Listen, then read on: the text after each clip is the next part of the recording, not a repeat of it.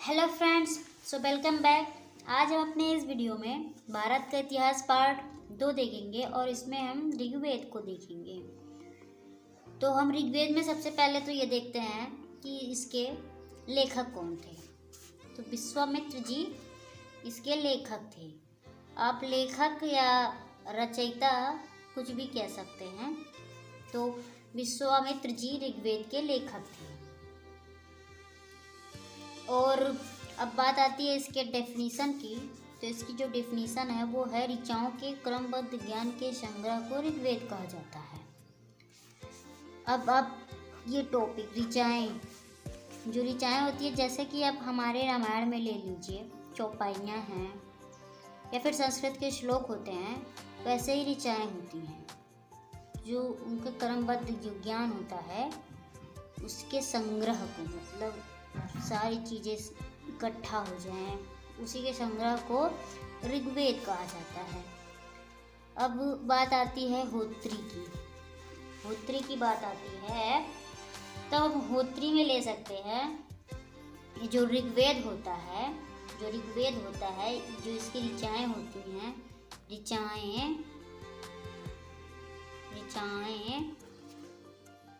को पढ़ने वाले जो ऋषि होते हैं वो होत्री कहलाते हैं। जो ऋचाएँ होती हैं, ऋचाओं, यहाँ वो हो जाएगा, ऋचाओं को पढ़ने वाले ऋषि जो होते हैं, ऋषि मुनि, ऋषि कह सकते हैं, मुनि नहीं, ऋषि को होत्री कहते हैं।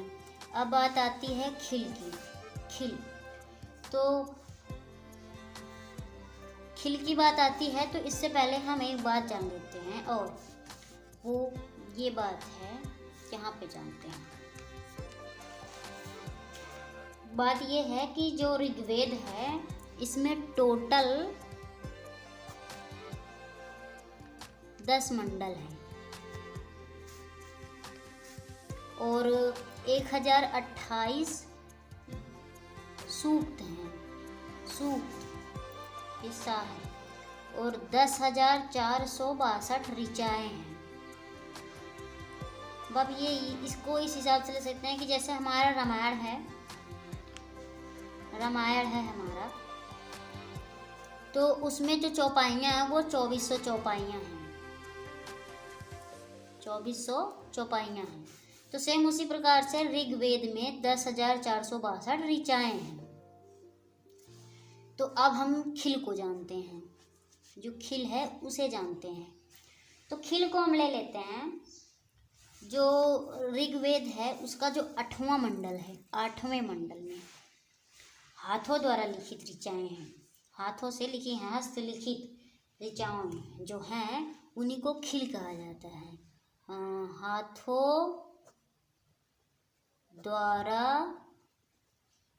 लिखित ऋचाएँ जो होती हैं उन्हीं को खिल कहा जाता है। क्या? खिल। हाथों द्वारा लिखित ऋचाएँ खिल कही जाती हैं। अभी इसमें जो ये टॉपिक है मंडल, सूक्त और ऋचाएँ, ये इम्पोर्टेंट टॉपिक है, इसे जानना बहुत ही ज़्यादा इम्पोर्टेंट है। और अब आ जाते हैं, आपने क्या क्या पढ़ा है, अभी उसको रिवाइज करेंगे। तो हम आ जाते हैं चातुर्वर्ण समाज। चातुर्वर्ण समाज जो इसकी कल्पना है, चातुर्वर्ण समाज की कल्पना है, मतलब कि उसके बारे में सोचा जो गया है, उसने जो उसके बारे में सोचा गया, जैसे अभी हम लोग कोरोना की वैक्सीन बनाने के बारे में सोचते नहीं हैं, सोचा होगा तभी तो वो बना होगा। तो इसी के अकॉर्डिंग हम चातुर्वर्ण समाज को ले सकते हैं। पहले उसकी कल्पना की गई होगी तब वो समाज बना होगा। बना कैसा है, इसे 4 पार्टों में डिवाइड किया गया है। वो 4 पार्ट कौन कौन से हैं? ब्राह्मण, क्षत्रिय, शूद्र और वैश्य। चातुर्वर्ण समाज 4 प्रकारों से बढ़ा हुआ है। ये जो ब्राह्मण होते हैं इनकी रक्षा के लिए क्षत्रिय हैं। अब इस नोट से इस बारे में जान पाएंगे अच्छे से। नोट, धर्म ग्रंथ 4 प्रमुख जातियों की स्थितियों, व्यवसायों, दायित्वों, कर्तव्यों तथा विशेष अधिकारों को स्पष्ट विभेद करता है।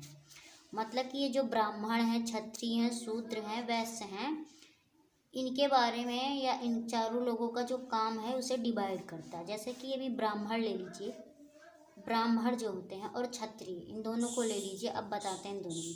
जो ब्राह्मण होते हैं इनकी रक्षा के लिए जो क्षत्रिय बनाए गए थे, क्षत्रिय वर्ग, वो होते हैं ब्राह्मणों की रक्षा के लिए।